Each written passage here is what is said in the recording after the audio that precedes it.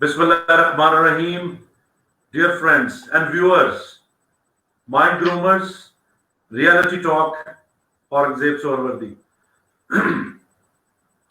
आज का टॉपिक हमें झंझोड़ने वाला है। आज का टॉपिक हमें ख्वाबे गफलत से बेदार करने वाला है और वो टॉपिक है हमारी अपनी सेहत के बारे में।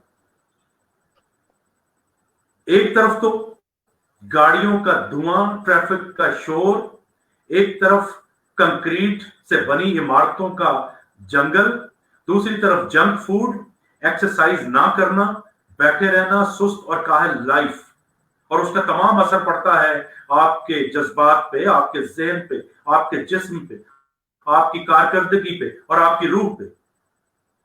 किस तरीके से हम नेचर से दूर जाके अपने आप से दूर जा रहे हैं। नेचर किस तरीके से हमारे माइंड, बॉडी और सोल को नर्चर कर सकती है। इतने अहम मौजू पे आज बात करने के लिए 7 समंदर पार से हमारे साथ मौजूद है जनाब एजाज सयाल साहब, जो कि मल्टी डायमेंशनल शख्सियत हैं, पढ़ाई के मामले में, हेल्थ के मामले में, सर्विस के मामले में, लोगों की फलाह बहबूद के मामले में। तो सबसे पहले हम उन्हें वेलकम करते हैं। जनाब एजाज साहब, बहुत शुक्रिया कि आपने कनाडा से हमें ज्वाइन किया और हमें टाइम दिया। Thank you very much and welcome. Thank you very much Aurangzeb साहब। बिस्मिल्लाहिर्रहमानिर्रहीम। सारे आपके लिसनर्स को, आपको अस्सलाम वालेकुम। रब्बे शरह ली सदरी व यस्सिर ली अमरी वहलुल उक़दतम मिन लिसानी यफ़क़हू क़ौली। जी बहुत शुक्रिया, बहुत खुशी हुई and thank you very much for having me online. तो जैसे आपने कहा, इसका बाकायदा आगाज हो चुका है। थोड़ा सा हमारे अगर सिग्नल्स में कुछ इशू आते हैं तो उसको बर्दाश्त कर लीजिएगा। तो जी सर, आप जैसे हुक्म करते जाएंगे, मैं इंशाल्लाह उसी तरह बात करता जाऊंगा। जी व्यूअर्स, थोड़ा सा कनेक्टिविटी का अगर इशू आए तो प्लीज उसको इग्नोर कीजिएगा। टॉपिक बहुत बड़ा है, एजाज साहब से बहुत करने की बातें हैं, इसलिए हम एजाज साहब आपसे दरखास्त करेंगे कि अगर आप मुख्तसरन बात करें तो मुख्तसर वक्त में हम बहुत कुछ आपसे जान सकते हैं। सबसे पहले आप अपने कैरियर के बारे में, अपने काम के बारे में हमें आगाह कीजिए, अपनी तालीम और ये जो हीलिंग की तरफ आप आए, हेल्थ की तरफ आप आए, इसके बारे में जरा बताइए। बहुत शुक्रिया औरंगजेब साहब। जैसे आपने बताया, मेरा नाम एजाज सयाल है। मैंने लेटेस्ट जो किया वो MBA किया एयरलाइन मैनेजमेंट में कनाडा से। उससे पहले मैंने MBA किया इंटरनेशनल मार्केटिंग में USA से, न्यूयॉर्क इंस्टीट्यूट ऑफ टेक्नोलॉजी से। उससे पहले मैंने MSc किया न्यूक्लियर इंजीनियरिंग में imperial college of science and technology, university of London से। उससे पहले मैंने फिजिक्स में मास्टर किया पेशावर यूनिवर्सिटी से। फिर मैंने PMP किया, प्रोजेक्ट मैनेजमेंट प्रोफेशनल की एक सर्टिफिकेशन है, बहुत ही प्रेस्टिजियस। OCP किया। इसके अलावा और बहुत सारी चीजें मैंने जर्मनी से, यूरोप से मैंने वो की।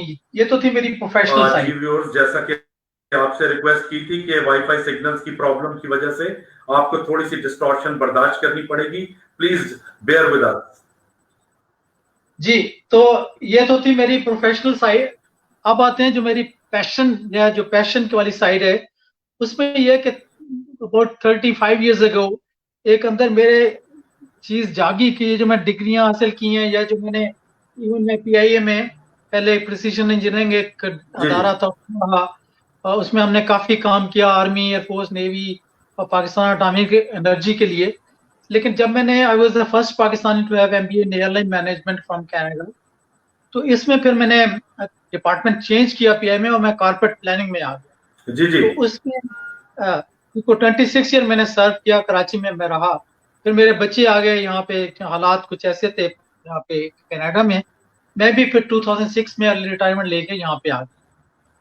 लेकिन अब इसमें मैंने एक अमेरिकन कंसल्टिंग कंपनी थी, उसमें मैंने काम किया और मैंने कंसल्टेशन प्रोवाइड की about more than 30 small to medium business को अपने मैनेजमेंट कंसल्टेशन जो है वो प्रोवाइड की। तो ये तो मेरी थी प्रोफेशनल साइड। अब आते हैं पैशन के ऊपर। जो पैशन था उसमें मैं स्पिरिचुअल हीलिंग में चला गया और काफी चिल्ले विले भी काटे, आप हैरान हो गए। लेकिन फिर मैं आ गया माइंड साइंसेस की तरफ। इसमें सारे मैंने NLP किया, अवतार साइको साइबरनेटिक किया, रिफ्लेक्सोलॉजी, मैग्नेटोथेरापी, क्रोमोथेरापी, योगा, ब्रेन जिम और ताओइज्म और ये सारी चीजें, और इवन पामिस्ट्री भी, मेडिकल पामिस्ट्री खास तौर पे, वो मैं प्रैक्टिस करता रहा। फिर मैं हर्बल में भी वाह। साथ साथ डिप्लोमा किया, हर्बल मेडिसिन में। और अब मैं यहाँ पे रेडियो शो भी करता हूँ टोरंटो में, टीवी शोज भी करता हूँ, हीलिंग भी करता हूँ, 1-to-1 भी और ग्रुप हीलिंग भी। और इस तरह के मेरे कोर्सेज भी यहाँ पे चलते रहते हैं। पाकिस्तान में भी अभी रिसेंटली मैं था, तो फिजाइया मेडिकल कॉलेज के जो टीचिंग जी। फैकल्टी डॉक्टर्स हैं उनको मैंने लेक्चर दिया 9 मार्च को। फिर मैंने अल्लामा इकबाल ओपन यूनिवर्सिटी के जो पीएचडी के स्टूडेंट्स थे और फैकल्टी, उनको एक मेरा लेक्चर था, वो था 8 मार्च को।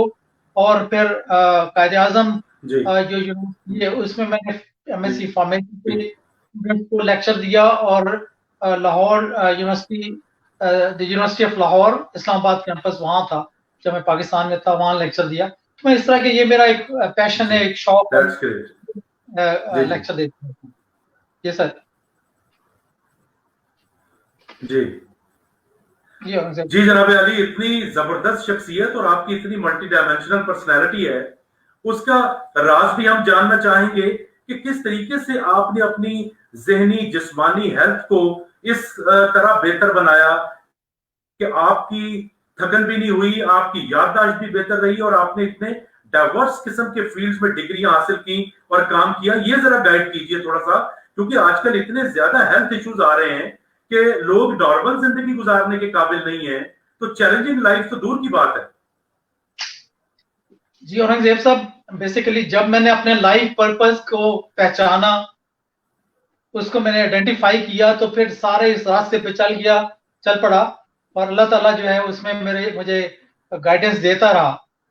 तो बेसिकली ये है कि अल्लाह, जब इंसान को अल्लाह ताला ने इस जमीन पे अपना नायब बना के भेजा था, कहा था इन्नी जाइलुन फिल अर्ज़ खलीफा, तो उसको एक लाइफ पर्पस दिया था। और उससे भी पहले अल्लाह ताला ने सारी रूहों को इकट्ठा किया था आलम जी। अरवाह में, और कहा था वइज़ अख़ज़ रब्बुका मिन बनी आदम मिन ज़ुहूरिहिम ज़ुर्रियतहुम व अशहदहुम अला अनफुसिहिम अलस्तु बिरब्बिकुम क़ालू बला। रूहों को इकट्ठा करके कहा था, पूछा था कि क्या मैं तुम्हारा रब नहीं हूं? तो सारी रूहों ने कहा था क़ालू बला, बेशक तो हमारा रब है। फिर अल्लाह ने खुद कहा था शाहिदना, के गवाह रहना, अन तकूलू यौमल क़यामत इन्ना कुन्ना अन हाज़ा गाफ़िलीन, कि क़यामत वाले दिन ये ना कहो कि हम तो माशाल्लाह। गाफिलीन में, ओ तकूलू इन्नमा अशरकू आबाउना मिन क़ब्लु व कुन्ना ज़ुर्रियतम बादिम मा फतुहलिकुना बिमा फ़अलल मुब्तिलून। या ये कहोगे जी शिरक तो हमारे, शिरक किया था तो हमारे बाप दादा ने किया था, हम तो उनकी औलाद थे, बाद में आए थे, हमारा क्या कसूर है? नहीं, हमारी रूह ने अल्लाह से प्लेज, अल्लाह के साथ एक अखज़ किए, एक एक वादा किया है।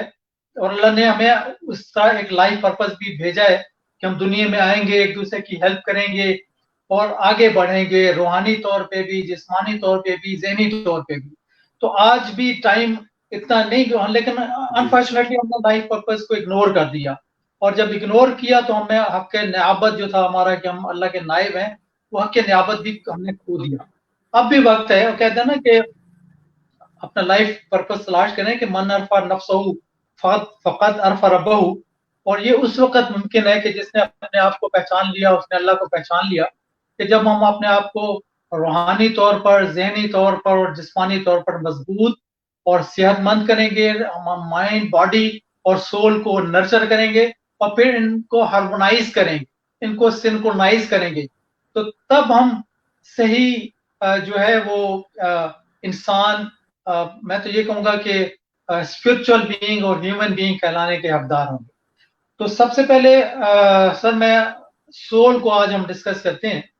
तो जी इसको कभी, इंशाल्लाह आपसे हम पूछेंगे, आपसे जी सर, आपसे हम ये पूछेंगे इंशाल्लाह तफसील से। फिलहाल जी मैं सर, फिलहाल मैं ये जानना चाह रहा हूं कि किस तरीके से ये जो मैंने इंट्रो में भी बात की है, हो रही है, इस पे ये कंक्रीट बिल्डिंग्स का, गाड़ियों के शोर का, हॉर्न का, जंक फूड का क्या असर है, और खास तौर पे मोबाइल फोन हर वक्त हम यूज करते हैं, आप इस बारे में जरा गाइड कीजिए कि इनके जिस्म पे, जी मैं माइंड पे सारा, और रूह पे क्या असरात पड़ते हैं। इंशाल्लाह आपको मजा आएगा। मैं सारी चीजें इंशाल्लाह इसको डिस्कस करूंगा, लेकिन हम अभी जैसे माइंड, बॉडी और सोल का मैंने कहा है, एक एक करके इसको मैं लेता हूँ। तो सबसे पहले सोल को लेते हैं। तो ये मैं किसी वक्त टाइम हुआ तो बताऊंगा कि अल्लाह ताला ने सोल को भी एक एक टास्क दिया था। जैसे हम कोई बिल्डिंग बनाना चाहते हैं तो एक हायर करते हैं कॉन्ट्रैक्टर को, आर्किटेक्ट को, तो उसके ऊपर फिर वो काम शुरू करते हैं। तो सोल को अल्लाह ताला ने एक लाइफ पर्पज दिया, और फिर सोल जी ने ये किया कि ये जो चार अरकान, फोर एलिमेंट्स हैं, पानी, मिट्टी, आग, हवा, इनकी इंट्रिंसिक वैल्यू को, जैसे कहते हैं ना कि जी इसमें फायरी एलिमेंट ज्यादा है, तो उसमें बेसिकली ये होता है कि वो एग्रेसिव होता है। जिसमें अर्थ एलिमेंट ज्यादा होता है, वो ये होता है कि उसका मिजाज बड़ा डोसाइल और बड़ा डाउन टू अर्थ होता है।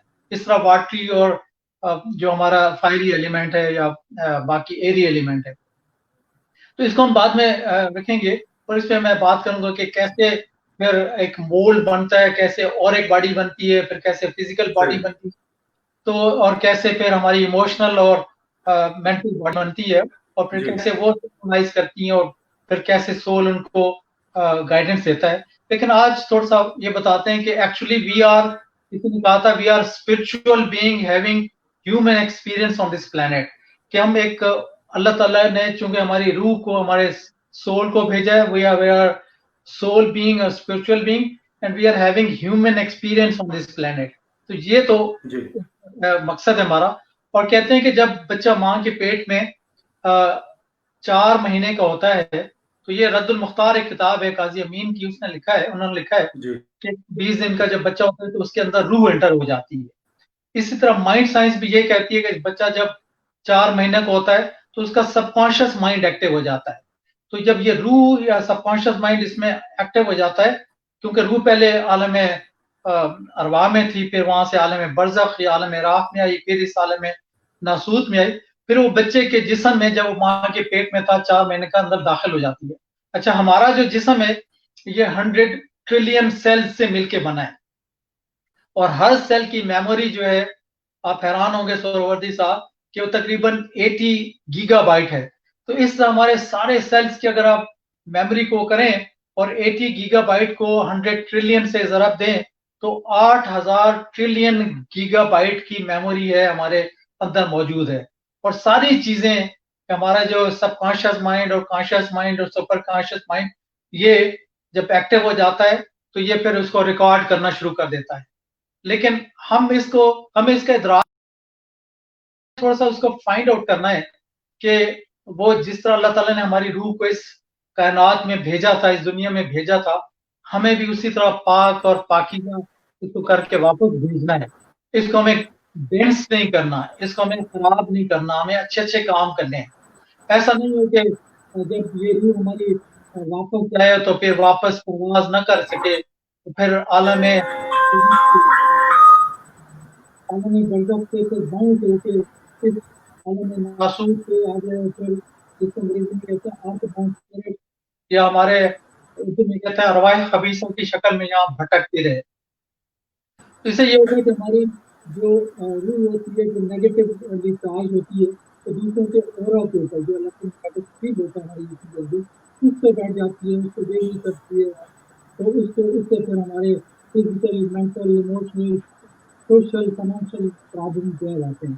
तो इसको ठीक करने के लिए, चूँकि हमारे पास टाइम लिमिटेड है, तो मैं थोड़ा-सा बताता चलूँ तरीके भी कि कैसे इन्हें ठीक किया जाए।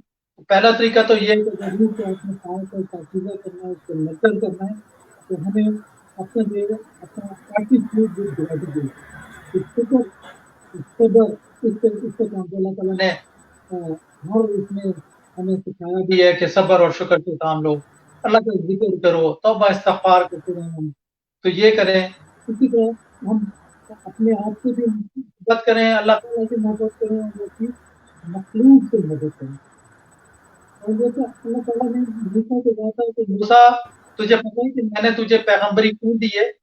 तो उन्होंने खुद ही बताया कि तुझे याद है जब तू बकरियाँ चरा रहा था, तो बकरी का एक छोटा-सा बच्चा बिछड़ गया था, और गर्मी बहुत थी, और फिर उसके नीचे भागता-भागता थक भी गया था, पसीना भी आया था। लेकिन जब तूने उसको पकड़ा, तो तूने उसको कुछ नहीं कहा, उसको प्यार किया। तूने कहा कि भाई तूने जाति किए बच्चे को किया तो खुद पी सकते हो, मुझे भी सताया, फिर उसको प्यार करके फिर अपने देवर में ले आए। तो अल्लाह ने कहा कि जो बच्ची के बच्चे थे जो बेजुबान किस्म के बोल नहीं सकता, उसको इतना प्यार करता है तो सब दुनिया से कैसे प्यार करेगा। तो इसलिए मैंने तुझे पैगंबरी दी थी। तो इसी तरह हमें अच्छे अच्छे से काम करने हैं, हमें चैरिटी करनी है, नमाज, हज, रोजा, ज़कात। और इसके अलावा कुरान को न सिर्फ इस तरह समझ के ग्रामर को तो समझना है कि ये ऐसे तर्क क्या है, न्याय क्या है, फिक्रा कैसे बनता है, ब्लड कैसे बनता है, ये अपनी जगह, और फिर पता क्या है, दे वगैरह इसकी जानी बजाय तो उसके जो थीम है तो कुरान ने हमें बताया है, जो उसका मकसद है, मकसद हयात, वो हमें ढूंढना।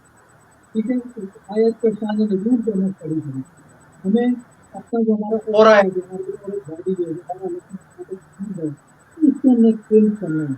हमें रोजा रख के हमें जिसम को जो बाकी ज़हनी और जिस्मानी जो हलाकतें हैं उनको क्लियर करना है। हमारे जो चक्रा जो एनर्जी सेंटर्स में जो या जो मसाइल को शिक्षा जिसको हम कहते हैं उनको बैलेंस करना है। और ये चीज़ें हमें आएगी ब्रीदिंग एक्सरसाइज से। इवन मैं लोगों को कहता हूँ अगर कोरोना भी ना होता अगर हमारा इम्यून सिस्टम जो है वो स्ट्रांग होता। और ये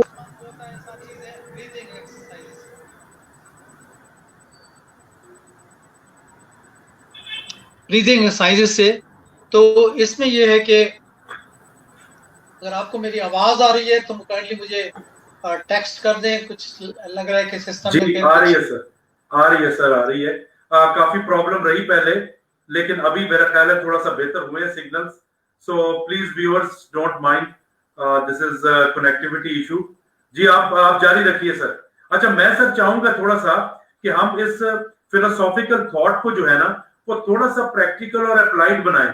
तो पहले तो काइंडली थोड़ा मुख्तसरन बता दीजिए जो मैंने सवाल पूछा था कि किस तरीके से आजकल की जो आर्टिफिशियल लाइफ है और जो ट्रैफिक है, जो धुआं है, जो एनवायरमेंटल पोल्यूशन है, जो गैर मतवाजन खुराक है, वो कैसे इफेक्ट कर रही है हमें।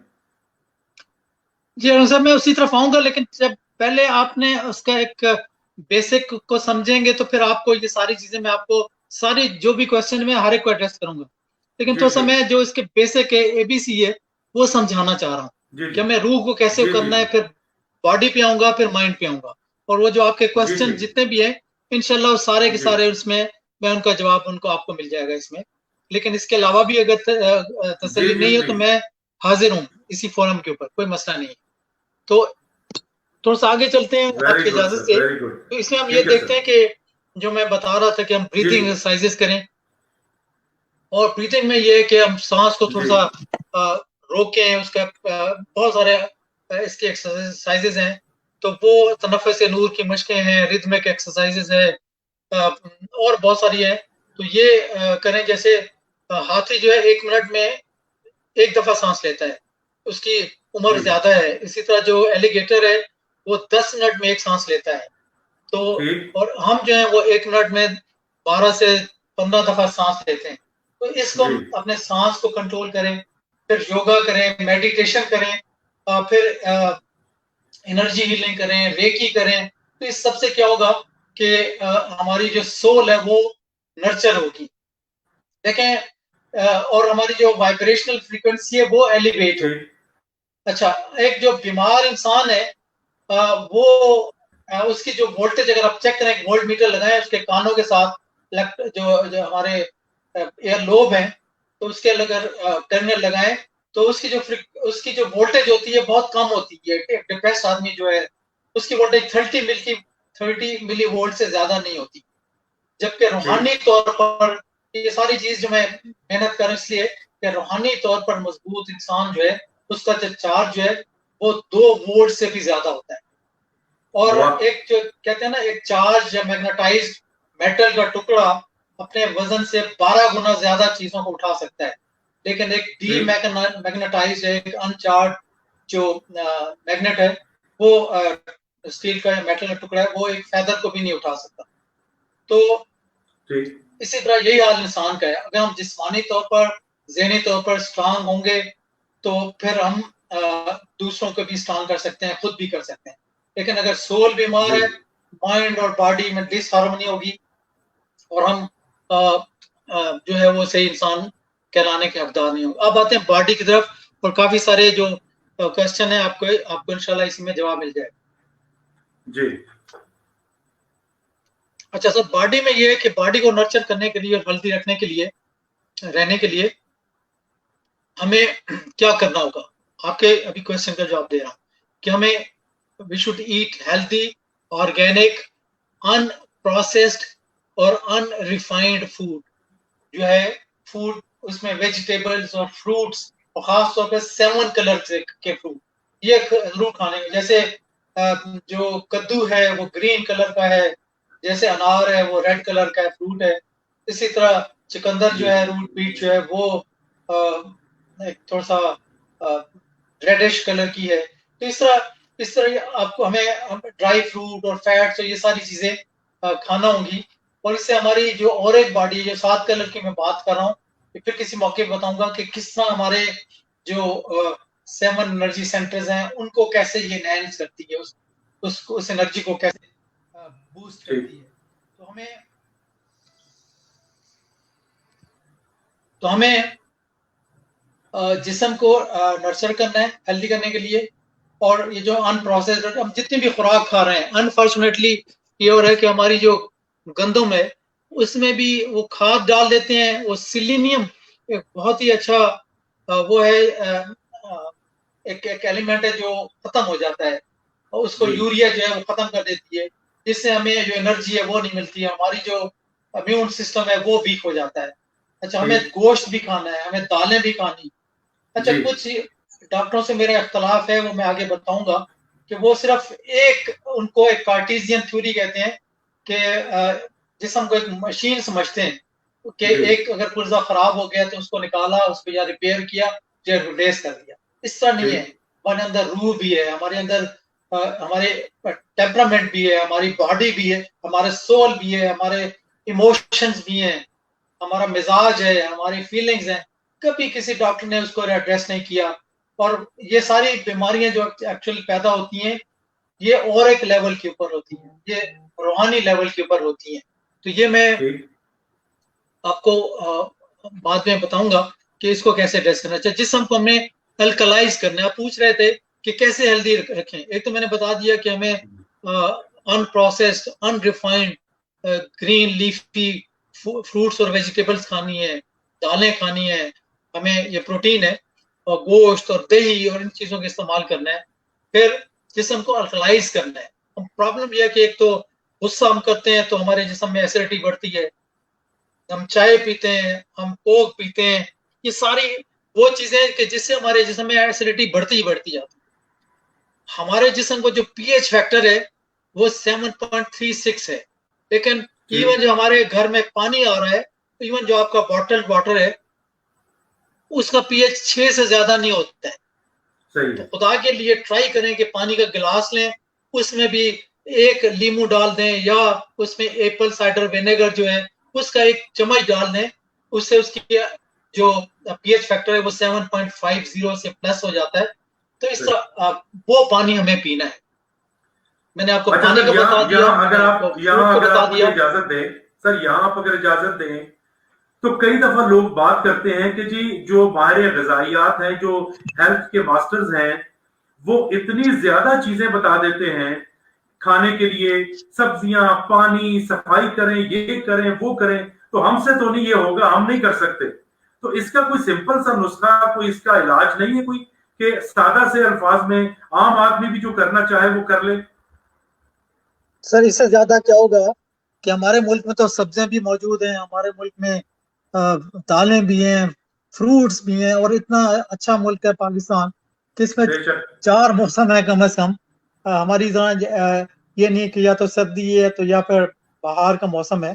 तो वहां जी तो सारी जो चांद है ये, उसमें रंग और उसमें जो है उसका जायका बनाता है, जो सूरज है उसको पकाता है। तो इतनी चीजें हमारे यहाँ तो ये वाफर मकदार में है। तो फ्रूट्स, वेजिटेबल्स ये क्यों नहीं खा सकते? इसमें तो कोई रॉकेट साइंस नहीं है। ड्राई फ्रूट्स ये सारी चीजें खा सकते हैं। ठीक मैं है। कोई वो नहीं हूँ कि न्यूट्रिशनिस्ट तो हूँ, लेकिन मैं तो सादा चीजें, मैंने ये कहा है कि खुराक अपने से ही खानी है, पानी जो है अल्कलाइज जो है वो पीना है। अल्कलाइज में नहीं मिलता सर तो एक लींबू डाल देना है गिलास में, एक जग में, वो पानी पिए। ये कौन सा ठीक, मुश्किल काम है। फिर दिन में बिल्कुल आप ठीक। जो है अपना जितना आपका बॉडी वेट है, सपोज आपका बॉडी वेट किलोग्राम में 80 kg है, तो जी उसको 2 से डिवाइड करें और फिर इसको 10% से मल्टीप्लाई करें, तो ये तकरीबन 4 लीटर आता है। तो 4 लीटर मिनिमम आपने पानी पीना है। अगर आपका वजन ठीक। ज्यादा है तो इस तरह आपने और ज्यादा, यानी body weight in kilogram divided by 2 into 10%, तो ये आपका आ जाएगा कि कितना लीटर आपने पानी पीना है दिन में। ठीक। तो ये ठीक। तो ये बहुत सिंपल फार्मूला है। फिर हमने ठीक अपने है। कॉलन क्लिनजिंग की वक्तन कॉलन क्लिनजिंग करनी है वक्तन फक्तन, लिवर की ठीक। भी और कॉलन की, क्योंकि जी जितने भी डेड सेल हैं, जितने भी टॉक्सिन्स हैं, वो बाहर निकले। हम ज्यादा क्या करते हैं यहाँ पे भी यही है कि हम तली हुई चीजें ज्यादा खाते हैं, और जी जिसमें हमारा जो मैदा है वो सारी चीजें हजम नहीं कर सकते। जैसे अब पिछले महीने में रमजान था, तो हमने खूब तली हुई चीजें खाई, हमने पकोड़े समोसे, हम रोजा खोलते ही इसी चीजों से थे। तो इससे सही। ये होता है कि वो तली हुई चीजें और जैसा वो 10 साल तक हजम नहीं आती होती, हमारे कॉलन में पड़ी रहती हैं। फिर उससे बेशक। कैंडिडा और ठीक। वॉर्म और पैरासाइट्स पैदा होते हैं, वो हमारी एनर्जी को ड्रेन करते रहते हैं, जिससे हम फिर ठीक। लेजी और लेथार्जिक हो जाते हैं। फिर हम हमारी ठीक। अनफॉर्चुनेट चीज ये है कि इन मुल्कों में जो ऑयल यूज करते हैं वो पूरे साल में 4 से 6 लीटर यूज करते हैं। हमारे मुल्कों में जी 15 से 20 लीटर जो है वो ऑयल यूज करते हैं।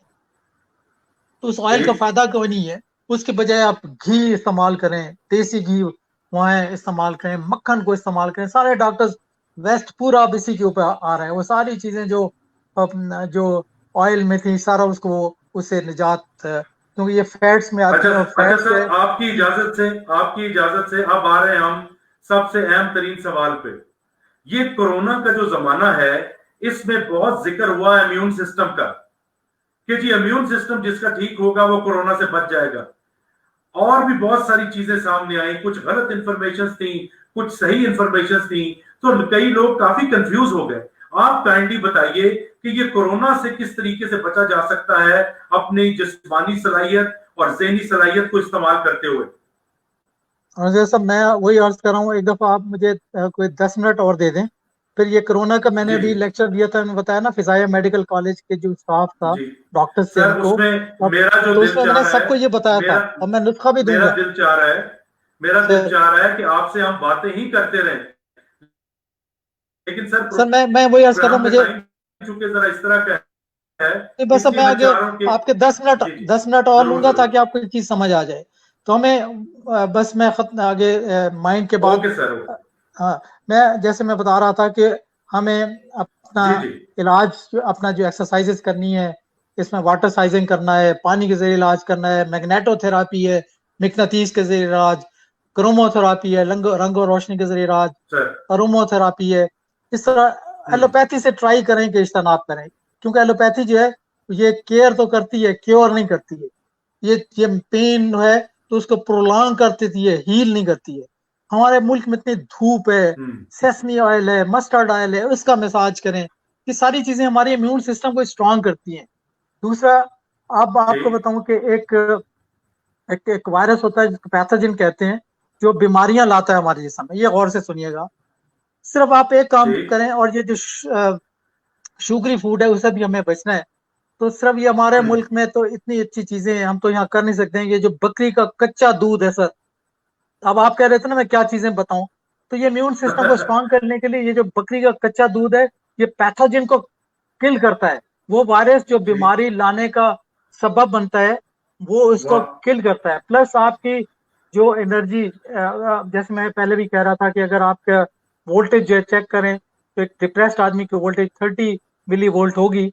सिर्फ बकरी का कच्चा दूध आप 2 महीने 3 महीने पी लें, आप चेक करें, आपकी जो वोल्टेज है वो 70 मिली वोल्ट पे चली जाएगी, यानी वाह। डबल से भी ज्यादा बढ़ जाएगी। जी इसी तरह आगे चलते हैं। जो अर्थराइटिस वाले लोग हैं, ये भी कहा जाता है ना जी कि जो शुगर जिनको ज्यादा है या जिनको अर्थराइटिस है, तो जी वो जी उनको चांसेस ज्यादा हैं कोरोना के। तो ठीक, कोरोना को उसके लिए ये है कि अर्थराइटिस वाले लोग हैं वो भी क्योर करें, जो बोन मैरो है हड्डियों का, कभी कभी सीरी पाई भी खा लें, मगज भी खा लें। इसी तरह ठीक, प्रोबायोटिक योगर्ट जो है, दूध, अंडे, मछली, उसका इस्तेमाल करें। एप्पल साइडर विनेगर जो है वो इस्तेमाल करें। और फिर वर्जन, ये भी सुन लें, ये बड़ा अच्छा नुस्खा है। सर, जिनको अल्जाइमर है, यानी भूल जाते हैं, जिनकी बेली फैट बहुत ज्यादा है। पाकिस्तान में मैं देख के आया हूं कि पेट बड़े हुए हैं, हर दूसरे बंदे को कब्ज है, और उनके हार्मोनल जी, इम्बैलेंस है। तो उसको ठीक करने के लिए आपको बहुत अच्छा नुस्खा मैंने इवन हमारे ड्रैप के डायरेक्टर थे उनको वहां से लेके दिया, वाटसन से। वो है virgin unprocessed cold pressed coconut refined coconut oil. ये आप सिर्फ 1 चम्मच सुबह, एक ठीक। शाम में आप लें, आपका वजन कम हो जाएगा। आपको ये जो यादाश्त का मसला है ये बेहतर हो जाएगा, नहीं, कब्ज आपका खत्म हो जाएगा। ले मतलब खाएं, आप पिए ये मतलब। खाने जी 1 चम्मच सुबह, एक टी स्पून नहीं बल्कि टेबल स्पून। तो ये इतने फायदे तो सिर्फ कोकोनट एक ऑयल। कोकोनट ऑयल करता है। अच्छा, इसके ओके। अलावा मोरिंगा आपने सुना होगा, बहुत इसका चर्चा है कि इसमें 14 गुना बिल्कुल। कैल्शियम मिल्क से ज्यादा है, 9 गुना जी, ज्यादा स्पेनिश से ज्यादा इसमें आयरन है, 7 टाइम्स मोर विटामिन सी है देन ऑरेंजेस, 4 टाइम्स सही, मोर पोटेशियम देन बनाना। तो ये काम सही। इस माजरा आपको बहुत ये पाकिस्तान में तो वाफिर मिकदार में, यहाँ तो तकरीबन 20 ग्राम जो है वो $20 का मिलता है, आपके यहाँ तो फ्री है। इसके अलावा अगर जो हमारे बिल्कुल 6 ठीक। टेस्ट बड्स हैं, आप नुस्खा पूछ रहे थे तब आप सुनिएगा कि हमारे जो मुख्तलिफ हम्म। गजाएं खा के फिर हम ये जो टूथपेस्ट यूज करते हैं सर, इसका ख्याल रखिएगा। फ्लोराइड टूथपेस्ट यूज जी। करते हैं, हमारी जो टेस्ट बड्स हैं वो खत्म हो जाते हैं। अब इसके लिए सर क्या थोड़ा करना सा है फेस सर थोड़ा सा अपना फेस पीछे कर लें, जी। फोन से पीछे कर लें, ये that's better, that's better. Thank you. हाँ, चूंकि आपकी आवाज कम आ रही थी तो मैं इसके करीब किया था। तो अब जो जी, हमारे जो जी, टेस्ट बड्स है सब, मैं कह रहा था कि जब हम फ्लोराइड के साथ बजाय मिसवाक करने के हम फ्लोराइड से टूथपेस्ट करेंगे तो उन कंपनियों को तो फायदा होगा, लेकिन हमारे टूथपेस्ट जो है वो खत्म हो जाएंगे, तो टेस्ट बड्स ठीक, जो हैं। तो उसके लिए अगर दोबारा रिवाइव करना है टेस्ट बड्स को, तो हमें ये करना है कि तिलों का तेल जो है वो मुंह में डाल के रखें थोड़ी देर उसको, और उसके बाद कुली करें और उसको पूरे मुंह में सॉल्व करें और कुली करें, तो ये आपके टेस्ट बड्स ठीक, जो है दोबारा रिवाइव हो जाएंगे। अब हम आते हैं जो ठीक। आखिरी टॉपिक है हमारा, कि माइंड को कैसे हमने नर्चर करना है। तो सोल और बॉडी का मैंने बता दिया, उसको भी हम थोड़ा सा डिस्कस और भी करेंगे। आपके जो कोरोना है, तो इसमें माइंड दरअसल क्या है कि ये सॉफ्टवेयर है, और जो ब्रेन है हमारा ये हार्डवेयर है। और माइंड में इसमें थॉट्स आते हैं दिन में।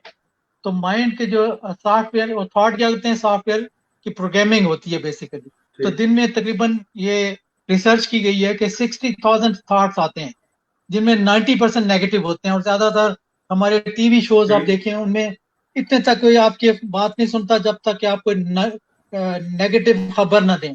तो सारा दिन टीवी पे हमारे यहाँ तो मैं नहीं देखता हूँ कि खबरें जो है नेगेटिव से, एक पॉइंट मिलता है इसके, एक इवेंट को उछालते हैं। और 90% लोग पहले पहले वैसे ही वो ज़हनी तौर पे हुए हैं, उनको मजीद इस तरह की नेगेटिव खबरें सुना के उसको एम्पलीफाई करके और फिर भट्टा बिठा देते हैं इंसानों का और उनकी सेहत का भी। तो खुदा के लिए हम ये ट्राई कनेक्टिविटी करें, इशू, अवॉइड करें, इनसे डॉक्टर सब आपको कोई फायदा एजाज नहीं सयाल बताएं। साहब बता रहे एक, हैं हमें। जी, सॉरी, आपकी जी, जी, आवाज नहीं प्लीज आ रही सर। Carry on sir. जी, तो ये जी, थोड़ा सा कैरी इसको ऑन, इनको कैरी ऑन। अवॉइड करें, अपने माइंड को जो है वो नर्चर करें, अच्छे अच्छे थॉट्स दें, क्योंकि every thought that we think and every word that we speak, तो वो हमारे फ्यूचर को शेप अप कर रहा होता है।